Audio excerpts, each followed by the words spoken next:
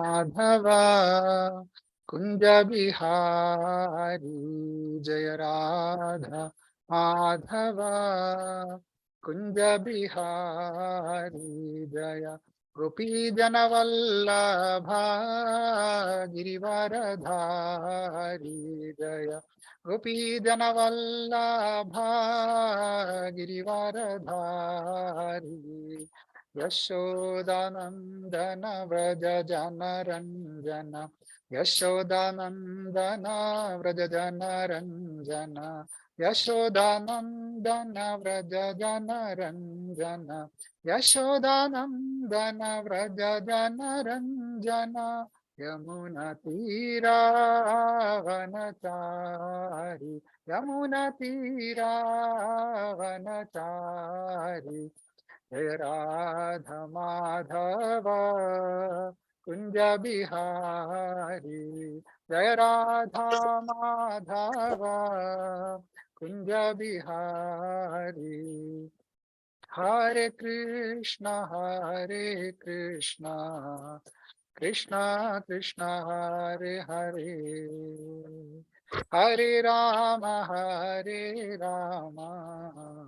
राम राम हरे हरे हरे कृष्णा कृष्ण कृष्ण हरे हरे हरे राम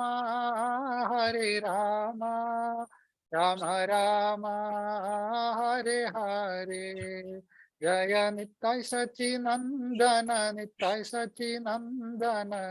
सच्चिनंदन गौर हरि जय नित्यानंद राम जय नित्यानंद राम जय नित्यानंद राम जय गौर हरि जय जय प्रभुपाद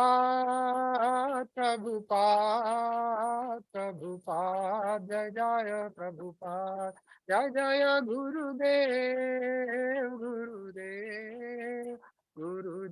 जय जय गुरुदेव नित्य गौर हरि बोल नित्य गौर हरि बोल नित्य गौर प्रेमानंदे हरि हरि बोल Hare Krishna. Thank you, dear devotees. We'll start with the pranam mantras. Om Ajnanatimirandhasya Jnananjanashalakaya Chakshurunmilitam Yena Tasmai Shri Gurave Namah Shri Chaitanya Manobhishtam Sthapitam Yena Bhutale Swayam Rupakada Mahyam Dadati Swapadantikam Vandeham Shri Guru Shri Yutapadakamalam Shri Gurun Vaishnavamscha Shri Rupam Sagrajatam Sahagana Raghunathanyutam Tam Sajivam Sadvaitam Savadhutam Parijana Sahitam Krishna Chaitanya Devam Shri Radha Krishna Padan Sagana Lalita Shri Vishakhanvitamscha He Krishna Karuna Sindho Dinabandho Jagalpate Gopesha Gopika Kanta Radha Kanta Namostute Tapta Kanchana Gaurangi Radhe Vrindavaneshwari Vrishabhanusute Devi Pranamami Haripriye Vancha Kalpatarubhyascha Kripa Sindhubhya eva cha Patitanam Pavanebhyo Vaishnavebhyo Namo Namah Namo Vishnupadaya Krishna Preshthaya Bhutale Srimate Bhaktivedanta Swaminiti Namine Namaste Saraswate Deve Gauravani Pracharine Nirvishesha Shunyavadi Paschatya Deshatarine Jaya Shri Krishna Chaitanya Prabhu Nityananda Shri Advaita Gadadhara Shrivasadi Gaura Bhakta Vrinda Hare Krishna Krishna Krishna Hare Hare Hare Rama Rama Rama Hare Hare Hare Krishna. Thank you for joining this Bhagavatam discussion, and thank you for the opportunity to serve you all for my own purification by discussing Srimad Bhagavatam. We are reading Canto 1, Chapter 11, 34, verse 44. I'll share the screen.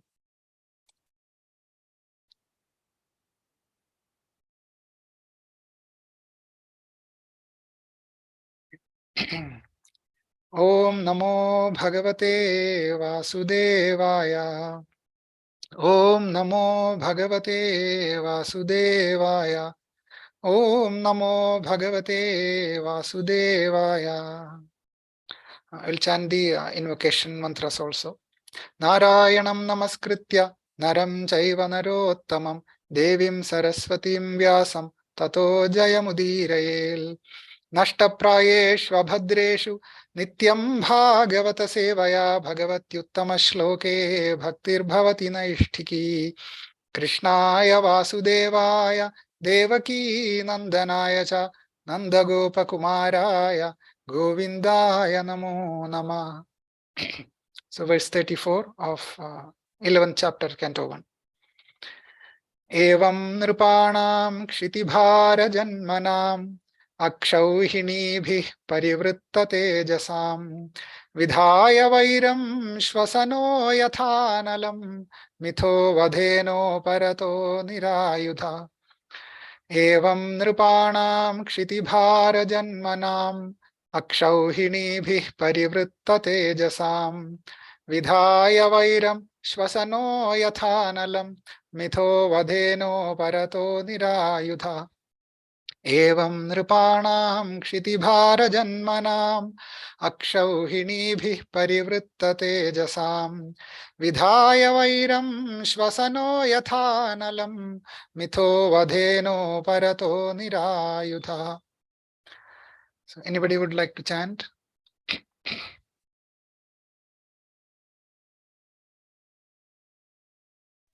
I can try, Prabhu. Please.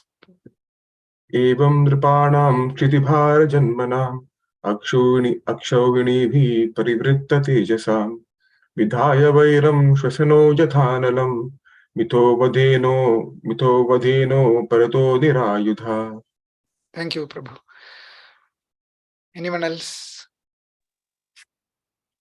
Evam nripanam kshitibhara janmanam akshauhinibhi parivritta tejasam vidhaya vairam swashano yatanalam mitho vadheno parato nirayudha. Thank you, Prabhu. Hare Krishna. Anyone else? Evam nirpam shatibhara janmam akshunibhi parivritta tejasam vidhaya vairam shivasano yatanalam mitho vadeno parato nirayudaha.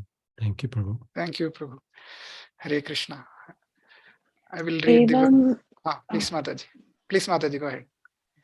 Evam nripanam shitibhara janmanam aksho hinibhi pravritta tejasham vidhaya vairam swashano yathanalam mito vadeno parato nirayudha. Thank you, Mataji. Hare Krishna. Hare Krishna. So synonyms, evam, thus, nripanam, of the kings or administrators, kshitibhara, the burden of the earth, janmanam, born in that way, akshauhinibhi, empowered by a military strength of horses, elephants, chariots, and infantry, parivritta, being puffed up by such surroundings, tejasam, prowess, vidhaya, having created, vairam, hostility, shvasana, interaction of the wind and the pipe plants, yatha, as it is, analam, fire, mitha, with one another, vadhena, by killing them, uparata, relieved, nirayudha, by himself without being a party to such fighting. Translation: the Lord was pacified after killing those kings who were burdensome to the earth. They were puffed up with their military strength, their horses, elephants, chariots, infantry, etc. He himself was not a party in the fight. He simply created hostility between the powerful administrators, and they fought amongst themselves. He was like the wind which causes friction between bamboos and so sparks a fire. Purport by His Divine Grace, A.C. Bhaktivedanta Swami, Srila Prabhupada. Srila Prabhupada ki jai. As stated above, the living beings are not factual enjoyers of things which are manifested as God's creation. The Lord is the genuine proprietor and enjoyer of everything manifested in His creation. Unfortunately, influenced by the deluding energy, the living being becomes a false enjoyer under the dictation of the modes of nature. Puffed up by such a false sense of becoming God, the deluded living being increases his material strength by so many activities and thus becomes the burden of the earth, so much so that the earth becomes completely uninhabitable by the same. This state of affairs is called dharmasya glani, or misuse of the energy of the human being. When such misuse of human energy is prominent, the saner living beings become perturbed by the awkward situation created by the vicious administrators who are simply burdens of the earth, and the Lord appears by his internal potency just to save the saner section of humanity and to alleviate the burden due to the earthly administrators in different parts of the world. He does not favor either of the unwanted administrators, but by his potential power, he creates hostility between such unwanted administrators, as the air creates fire in the forest by the friction of the bamboos. The fire in the forest takes place automatically by the force of the air, and similarly, the hostility between different groups of politicians takes place by the unseen design of the Lord. The unwanted administrators, puffed up by false power and military strength, thus become engaged in fighting amongst themselves over ideological conflicts and so exhaust themselves of all powers. The history of the world reflects this factual will of the Lord, and it will continue to be enacted until the living beings are attached to the service of the Lord. In the Bhagavad Gita 7:14, this fact is very vividly described. It is said, the deluding energy is my potency, and thus it is not possible for the dependent living beings to supersede the strength of the material modes. But those who take shelter in me, the personality of Godhead Sri Krishna, can cross over the gigantic ocean of material energy. This means that no one can establish peace and prosperity in the world by fruitive activities or by speculative philosophy or ideology. The only way is to surrender unto the Supreme Lord and thus become free from the illusion of the deluding energy. Unfortunately, persons who are engaged in destructive work are unable to surrender to the personality of Godhead. They are all fools of the first order. They are the lowest of the human species of life. They are robbed of their knowledge, although apparently they seem to be academically educated. They are all of the demoniac mentality, always challenging the supreme power of the Lord. Those who are very materialistic, always hankering after material power and strength, and undoubtedly fools of the first order, because they have no information of the living energy, and being ignorant of that supreme spiritual science, they are absorbed in material science, which ends with the end of the material body. They are the lowest of human beings because the human life is especially meant for re-establishing the lost relation with the Lord, and they miss this opportunity by being engaged in material activities. They are robbed of their knowledge because even after prolonged speculation, they cannot reach to the stage of knowing the personality of Godhead, the summum bonum of everything. And all of them are men of demoniac principle, and they suffer the consequences, as did such materialistic heroes as Ravana, Hiranyakashipu, Kamsa, and others. So Srila Prabhupada ki jai. I seek blessings and prayers from the devotees so that I can please the Lord and the devotees by discussing this Srimad Bhagavatam for my own purification. So this context here is Krishna came back to Dwaraka, and the citizens and his own wives, they are serving him.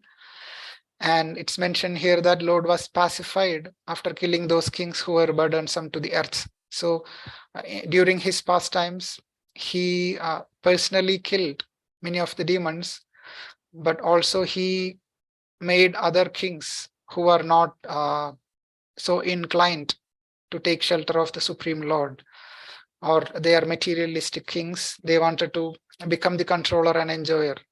So Krishna is causing their death also by making them fight between each other, as explained in this verse. So that Krishna was pacified by the by his wives and others, of course. So in this verse, Srila Prabhupada is taking us to the principles or the purpose of human life. He is reminding us that is the duty of an acharya, especially when pure devotees descend to this material world to take us back home, back to Godhead. The first thing they all do is reminding us of the purpose of human life, and then also reminding us about our original constitutional position. And Srila Prabhupada does that duty very wonderfully in all of his writings. So here he starts with, the living beings are not factual enjoyers of things which are manifested as God's creation. So this is a very important principle, because once we know this fact that God is the controller, he created everything, that means everything belongs to the Supreme Lord Krishna, and he is the original genuine enjoyer of everything, genuine proprietor and enjoyer, and we are not the enjoyers of that. The only way we can enjoy is by offering everything back to the Supreme Lord, who is the original enjoyer, and being with him in his association, we can enjoy. So that is the ultimate happiness we can achieve also. This is very much proven, because conditioned souls are always trying to enjoy independent of Krishna, and then they fail. All the time they will fail. There will be some sense of enjoyment for some time, then immediately something will break, and then things will go to a very distressful situation. So Srila Prabhupada is giving that sense to us, reminding that we are false enjoyer, becoming a false enjoyer, and this is because we are in connection with the modes of nature. Of course, we chose to be in this position. We wanted to enjoy independent of Krishna, so Krishna gave this opportunity for us to try to enjoy. And then he knows we will fail, but at least intelligent persons who fails many times will think about, why am I failing, and then ultimately come back to this conclusion that I am not the enjoyer, Supreme Lord is the enjoyer, therefore I should or I must surrender to him. Srila Prabhupada always tell humility means, one of the definition is, I am so small, and the Supreme Lord Krishna is infinite, therefore I must surrender to my Master Supreme Lord Krishna. That is humility, or that is our original constitutional position. So here the kings who are mentioned in this verse, they are puffed up kings. They are puffed up with all their strength, military strength, and their paraphernalia, elephants, horses, chariots, infantry, etc. And somehow they feel that I have everything to take care of myself and the kingdom, and I am the controller of the kingdom, and then I don't need anybody else, including God or any higher authority. So they becoming puffed up, their that mentality will be transferred into the citizens also. So that means they are not helping the citizens to achieve the purpose of human life. A king's duty is also that. In Bhagavatam, it's mentioned elsewhere that do not become a king or father or guru, etc., if you cannot uplift your dependents to a position where they become the servants of God and accept that position, and then go back to the Supreme Lord. So this is very important as far as a king is concerned, because there are thousands and millions of citizens depending on the king in all aspects, their materialistic way of life, or material progress, or spiritual progress. So the king has got a very huge responsibility, and when the king is not following those principles and responsibilities, then Krishna will make some situation wherein those kings will be destroyed. So it is mentioned here about dharmasya glani, or misuse of the energy of the human being. So Bhagavad Gita describes that yada yada hi dharmasya glanir bhavati bharata abhyuthanam adharmasya tadatmanam srijamyaham. So whenever there is glani to the dharma, Krishna descends himself. Now he doesn't need to come, as mentioned here, he is not killing the demoniac kings directly. So he doesn't need to descend just to kill the demoniac people. So he mentions in Bhagavad Gita again, next verse, Paritranaya sadhunam vinashaya cha dushkritam dharma samsthapanarthaya sambhavami yuge yuge. So three things he mentions, but Acharyas explain to us that most important aspect why Krishna descends himself or his incarnations is Paritranaya sadhunam, to give association and to save the devotees, his own very dear devotees. And then Vinashaya cha dushkritam, to kill the demoniac people and to re-establish the dharma. So Lord is very kind to everyone. As he told, he is not partial to anyone, but he has special attractions or special affection to those who are surrendering unto him, sacrificing everything in this material world. But he has affection to all the living entities in general also. So whatever he does is for the benefit, whether he is killing someone directly, or he is caring, protecting someone, or whether he is causing the death of other demoniac people. All these things he is doing so that they will have a better situation in the next life at least. So here Prabhupada mentioned he does not favor either of the unwanted administrators. So there are two sets of kings, or two kingdoms, and they are ruled by two so-called materialistic kings. So he is not favoring one or other, but he's making them fight each other and then some sense destroy each other. So the analogy is given as the wind in the verse, the wind which causes friction between bamboos and so sparks a fire. So Krishna has different ways to deal with different things, but he is showing this very important principle given in Bhagavad Gita, Daivihi esha gunamayi mama maya duratyaya, 7:14, Mameva ye prapadyante mayam etam tarantite. So my external energy, deluding energy, Mahamaya, she is very difficult to overcome. So no one can overcome her activities. But if one surrenders unto Krishna, Mameva ye prapadyante, then they can cross over the gigantic ocean of material energy, because he is the controller of Mahamaya also.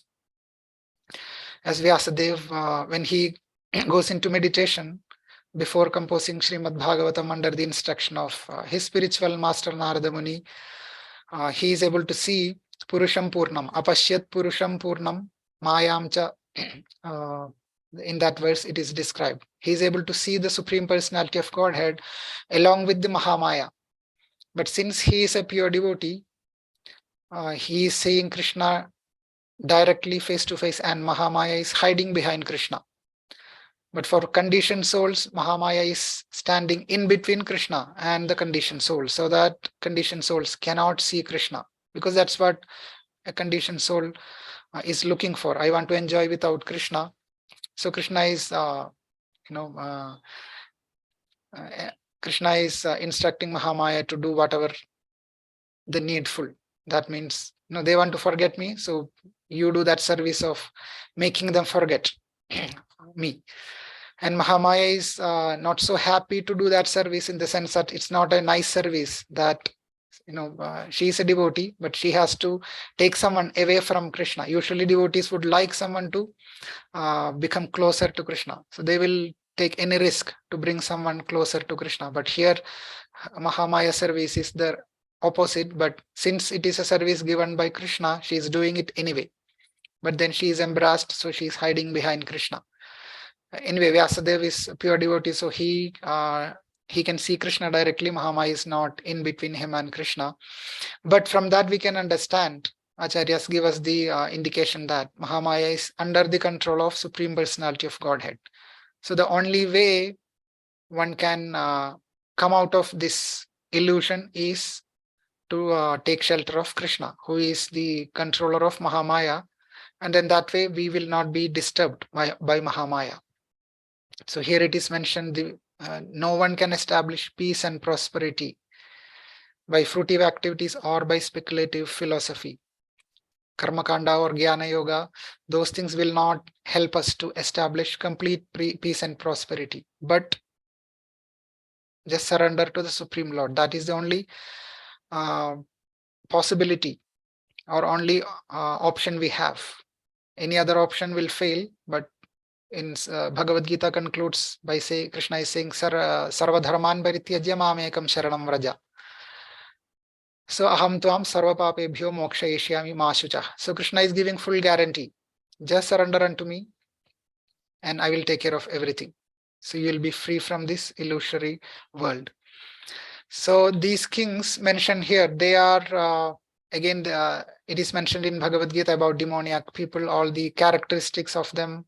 They don't want to follow the scripture. They want to do what they like, the way they like, etc., without surrendering to Krishna. So they are considered as the lowest of human species of life. Because as mentioned before, the purpose of human life is to achieve self-realization. So if one is not acting towards that goal, then that person becomes the lowest of human species. As Srila Prabhupada mentions, they are looking like human, but they are four-legged animals.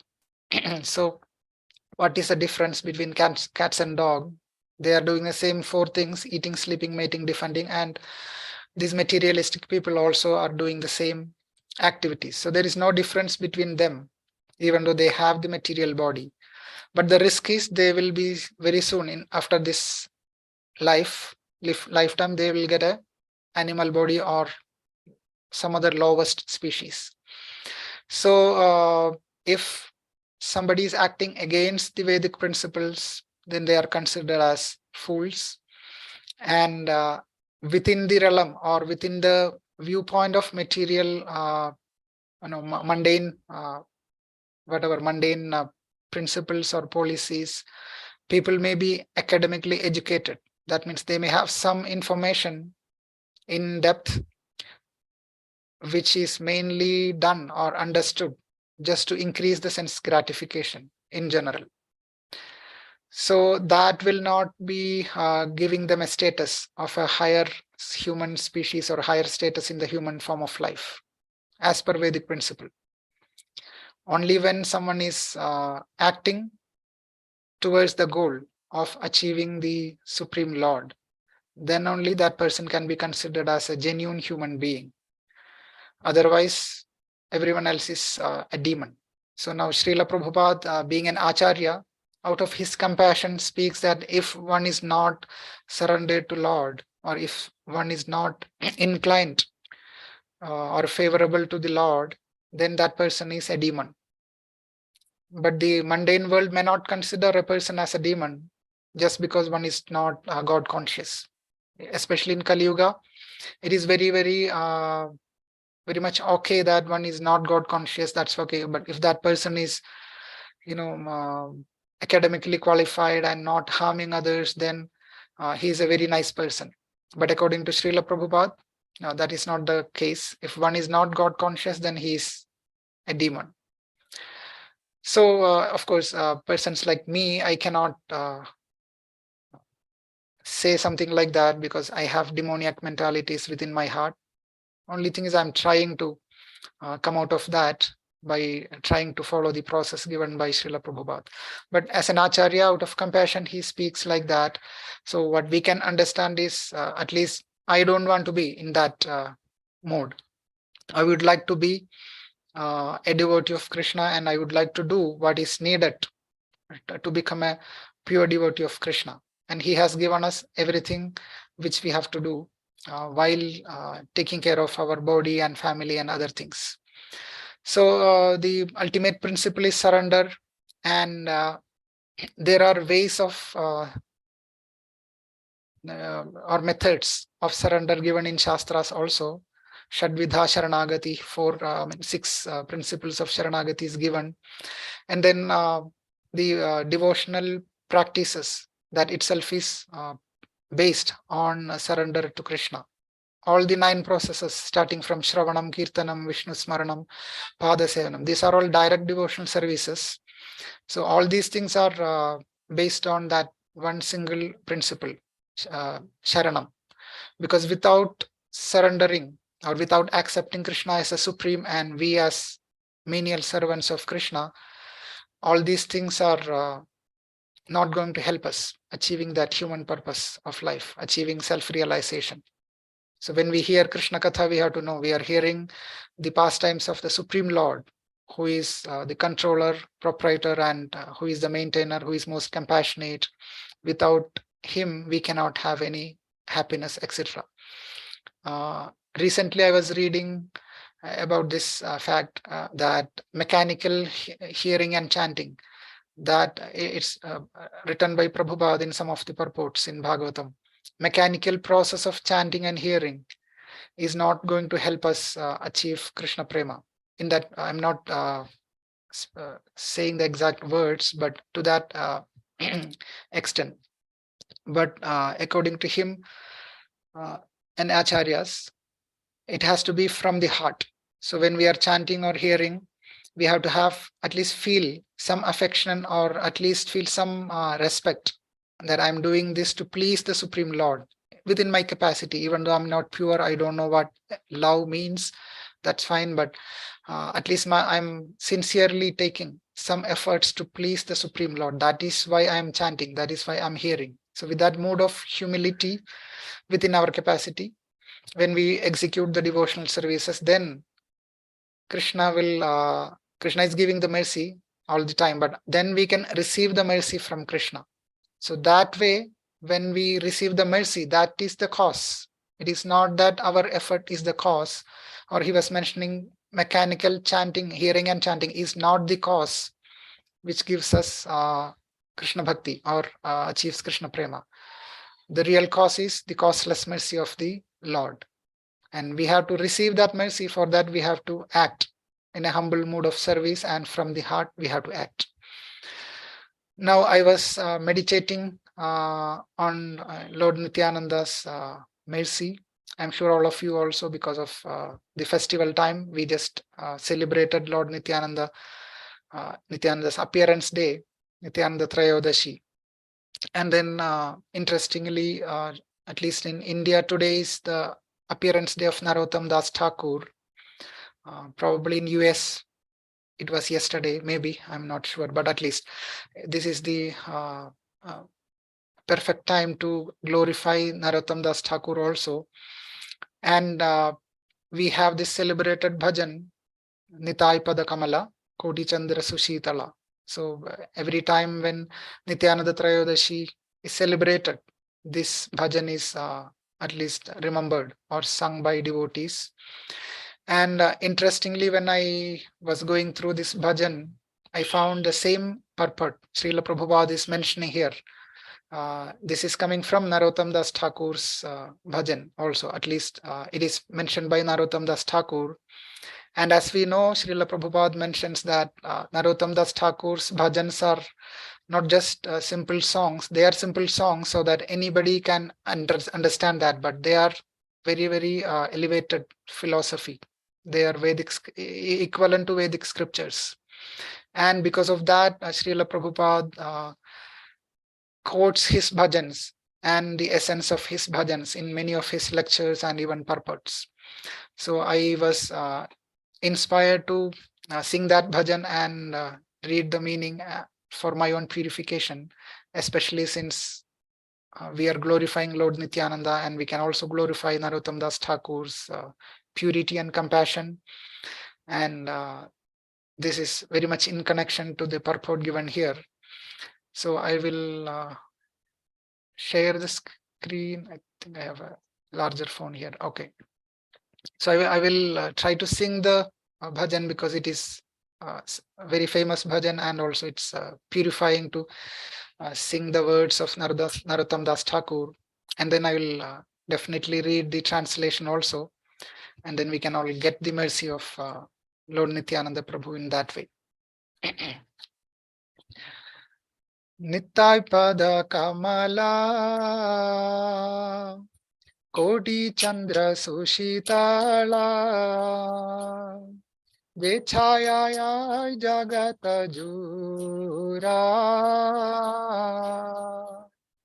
Heno Nittai Bine Bha Radha Krishna Paitena Ridha Kori Dharo Nittai Pa Nittai Pada Kamala Koti Chandra Sushitala. So here Narottam Das Thakur is glorifying Lord Nityananda. The lotus feet of Lord Nityananda are a shelter where one will get the soothing moonlight, not only of one, but of millions of moons. If the world wants to have real peace, it should take shelter of Lord Nityananda.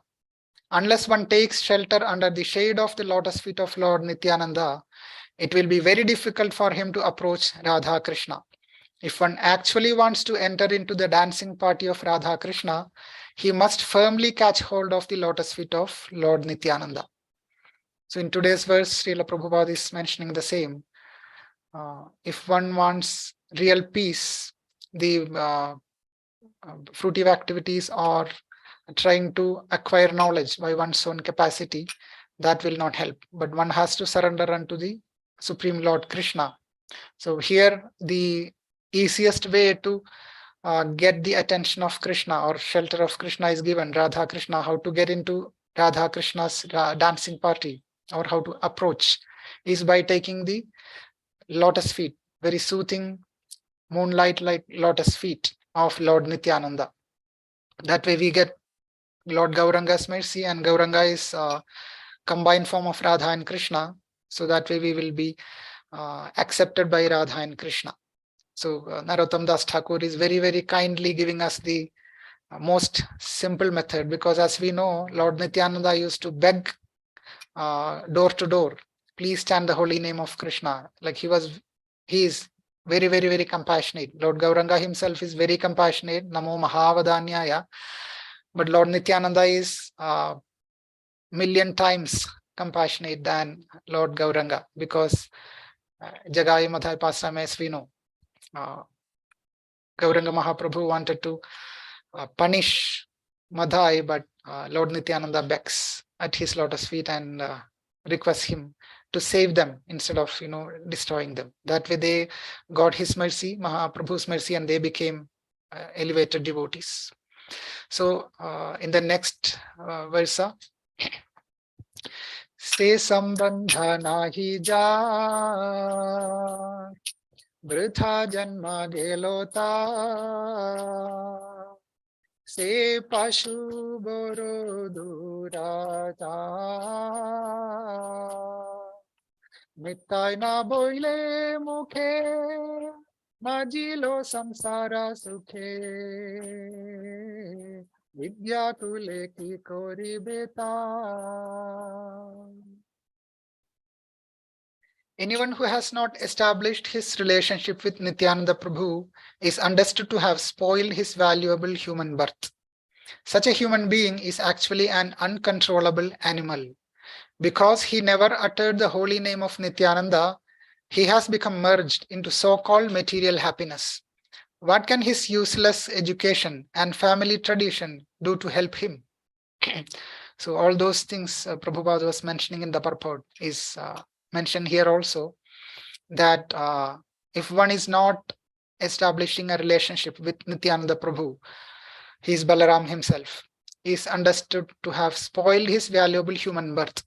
So the purpose of human life is explicitly given here in Kali Yuga especially. Just take shelter of Nityananda Prabhu, then he will take care of the rest. So it's very easy. No one can argue that I'm not capable or I have different obstacles in my life. Because of that, I cannot, fulfill the purpose of human life. Because taking shelter of Nityananda Prabhu is as simple as simply chanting the holy name. That's all he wanted. He was distributing the holy name in the marketplace of holy name. And he's asking nothing. Just have little faith in the holy name and chant the holy name. That's all. No one can deny that I cannot chant the holy name, because Mahaprabhu mentioned Smaranayana Kala. There is no time or there is no rule for chanting the holy name. Recently, somebody was asking me, I was just requesting them, good to chant the holy name at least one round. Then after a few days, that person was asking me, is it okay if I, because my schedule is very irregular, taking bath this time, that time, all upside down. So is it okay if I chant without taking bath? So I told, yes, Mahaprabhu is giving that flexibility. If you take bath, it is good. We feel fresh. We can chant with focus, but there is no rule as such. This is only devotional practice wherein we don't need to follow any rules. You can chant anywhere and any time of the day. So Nityananda Prabhu is giving that opportunity to us. So if one is not accepting that, that means that person is an uncontrollable animal. Animal itself is like a lower species, and uncontrollable animal is like way down the line. So a human is like an uncontrollable animal that we can see in this Kali Yuga. People are having unlimited desires and they do not mind to do anything and everything to achieve those desires. But here the instruction is, what can his useless education and family tradition do to help him if one doesn't take shelter of Nityananda Prabhu? And in the next verse, Ahankare matta hoya Nittai pada pashariya Asatyere satya kori mani Nittayer karuna habe Braje Radha Krishna pabe Dharo nittai charana dukkhani. Being maddened after false prestige and identification with the body, one is thinking, oh, what is Nityananda? What can he do for me? I don't care. The result is that he is accepting something false to be truth. If you actually want to approach the association of Radha Krishna, you must first achieve the mercy of Lord Nityananda. When he is merciful toward you, then you will be able to approach Radha Krishna.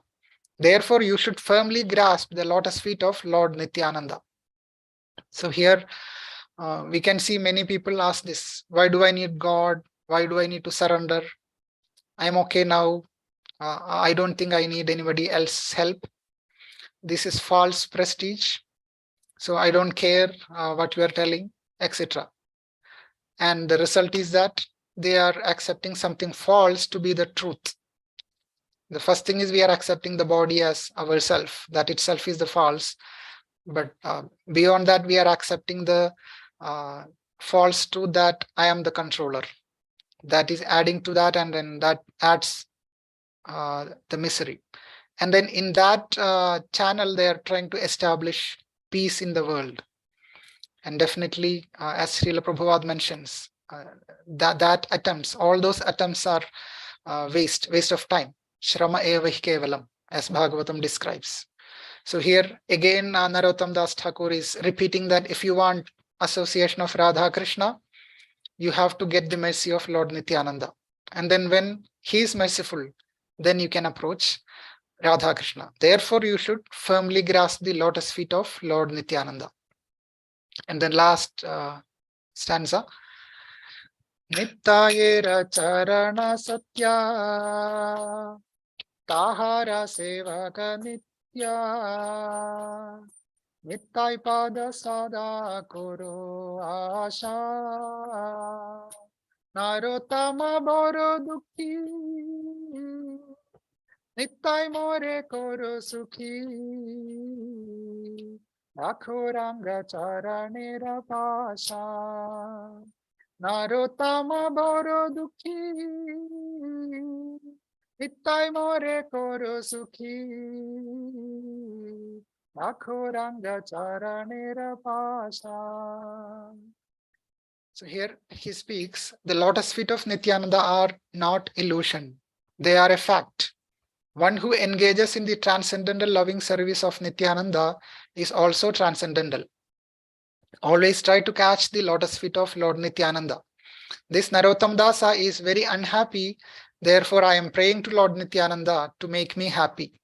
By my dear Lord, please keep me close to your lotus feet.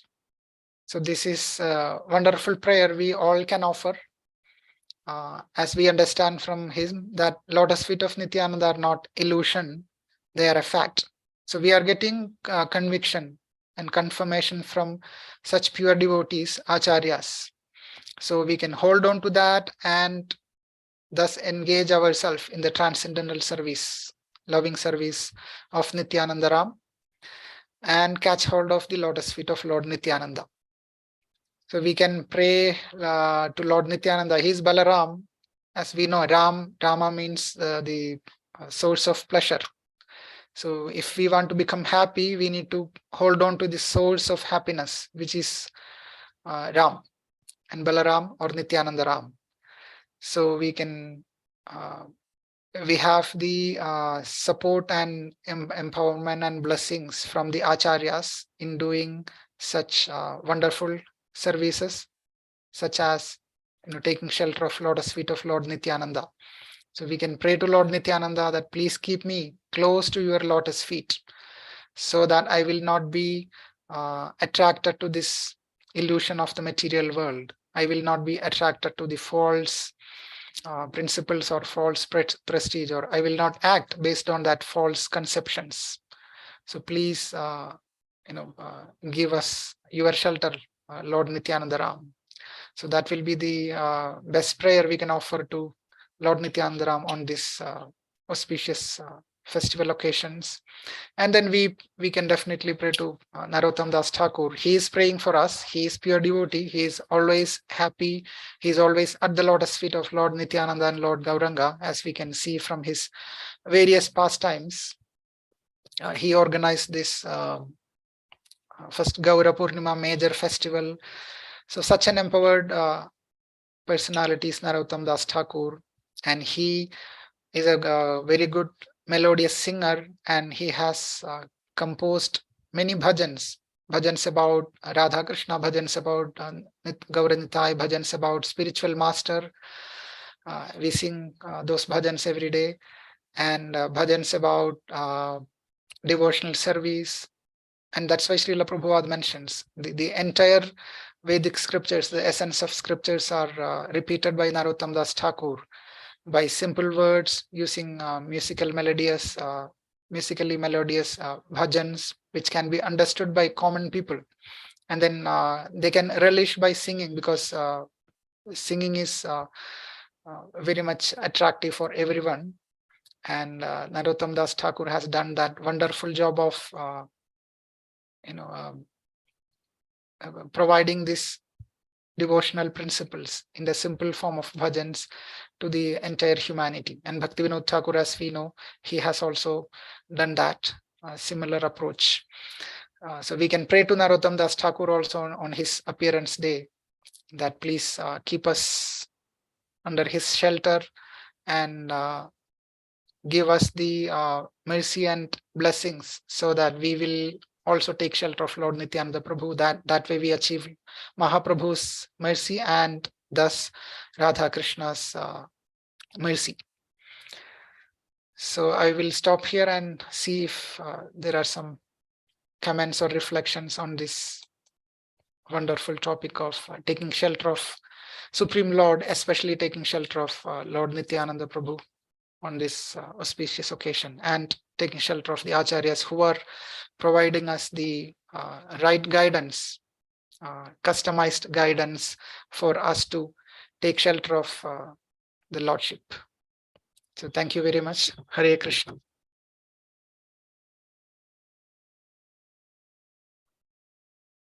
Hare Krishna. Thank you very much, Prabhuji. Hare Does Krishna, anybody, Prabhu. does anybody have questions, comments, reflections?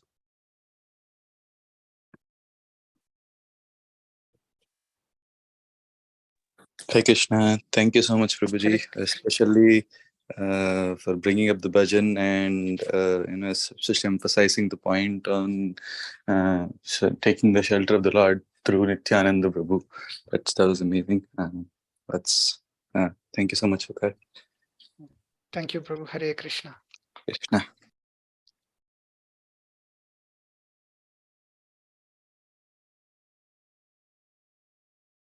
Thank you, Prabhu. Thank you so much, Prabhu, for the wonderful class. And I second what Chanchakapu mentioned, and what is beautifully connected the verse today, and especially the purport of Srila Prabhupada to Lord Nityananda. And recently, we're celebrating Nityananda Tarudashi. We were hearing a bhajan, Nityananda Ashtakam. And it's a refrain of the bhajan is Bhajan Nityanandam, Bhajana Tarukandam, Niravati is the root of the bhakti tree. Is the root of the bhakti tree. So thank you, Prabhu, for connecting to Nityanand Prabhu as well as Narottam Das Thakur. And in the US, at least in this part of the country, Prabhu, today is the appearance of Narottam Das Thakur. It's today Okay, for that is, yeah, that's good. Here also it is same. So that is matching. yeah. Then. Thank you so much, Prabhu, for connecting. Thank you for that, sharing that realization.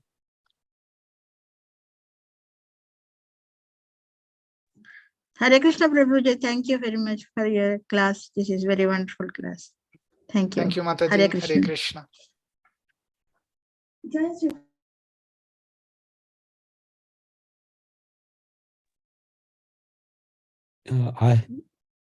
May I ask you a question? Yes, Prabhu.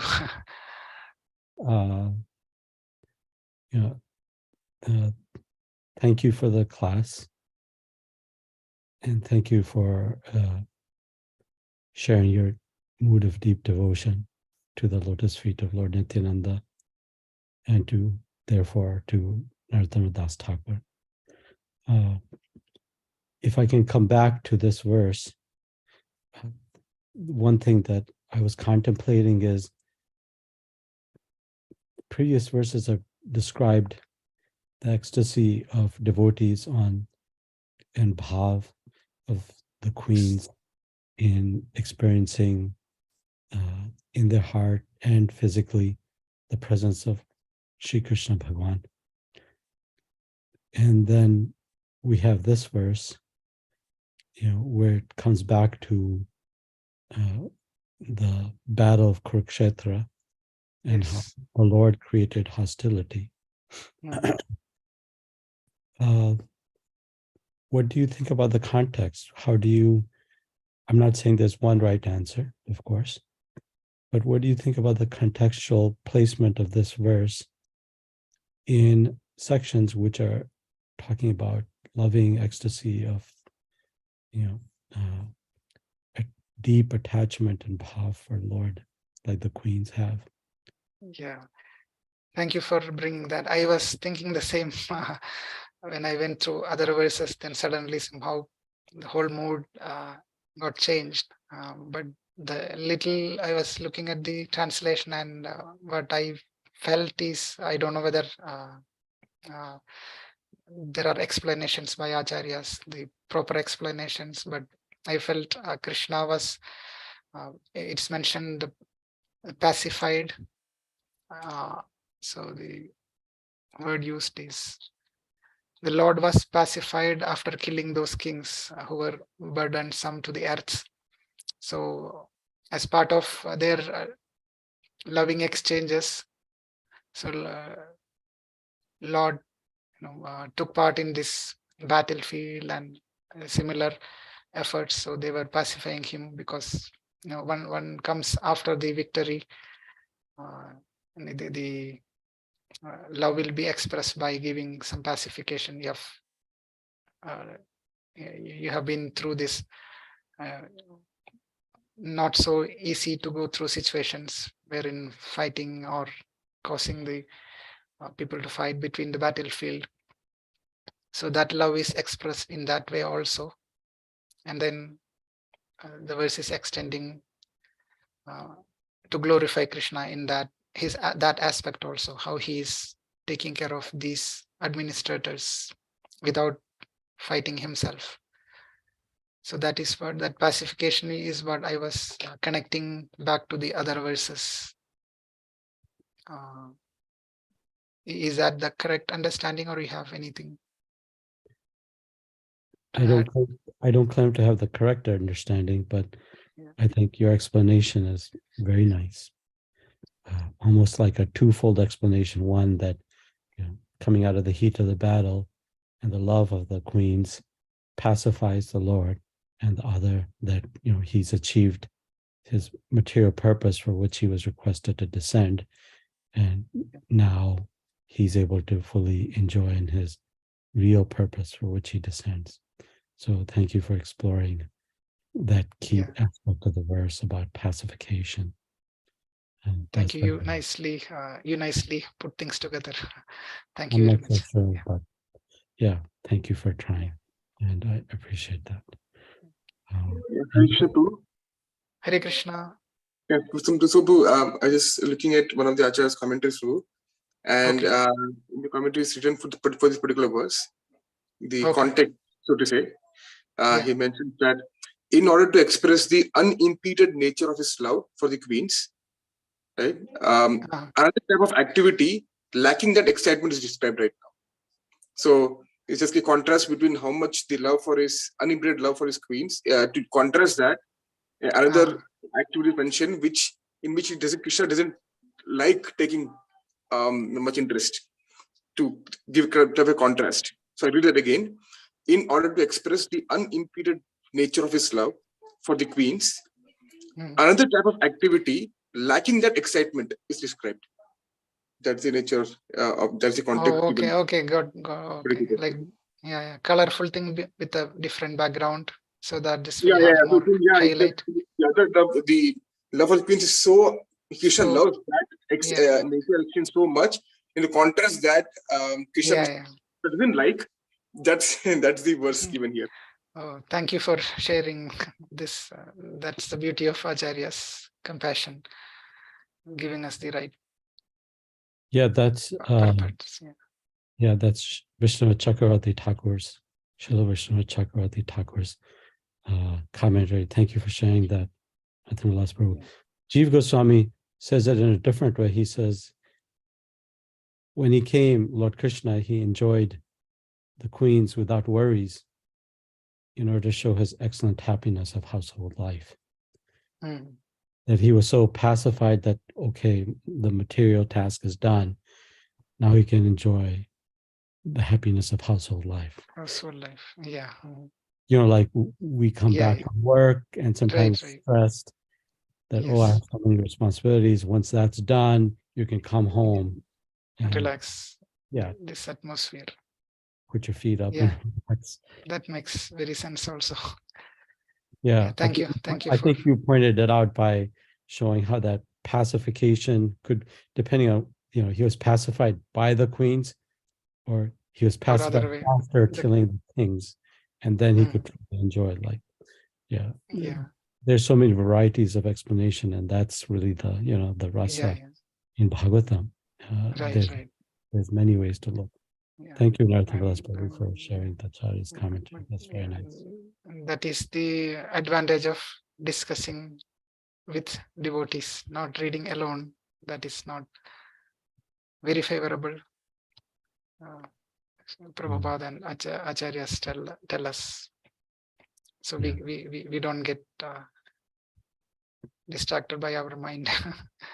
We get the right understanding. Thank you so much, both of you, to enlighten that aspect. Thank you. Other comments that devotees have? Okay, then thank you so much, Prema, Vardhana Prabhuji, for doing this for years, in spite of living, at the opposite end of the world. We get enlivened when we hear you. And it's my pleasure to be with you at least once a while. Thank you so much. everyone. Please convey our obeisances to your wonderful family, your wife and daughter. Sure. Hope everybody's doing well. Yeah. Please come give your association, even if for just a day. If you ever come to the US, come. Yeah, sure. I wish to be there at least. We See miss you you. all, and yeah, thank you so much. Srivanchakalpatarubhyascha kripa sindhubhyeva cha patitanam pavanebhyo vaishnavebhyo namo namah. Thank you very much. Hare Krishna. Thank you. Take care, bro.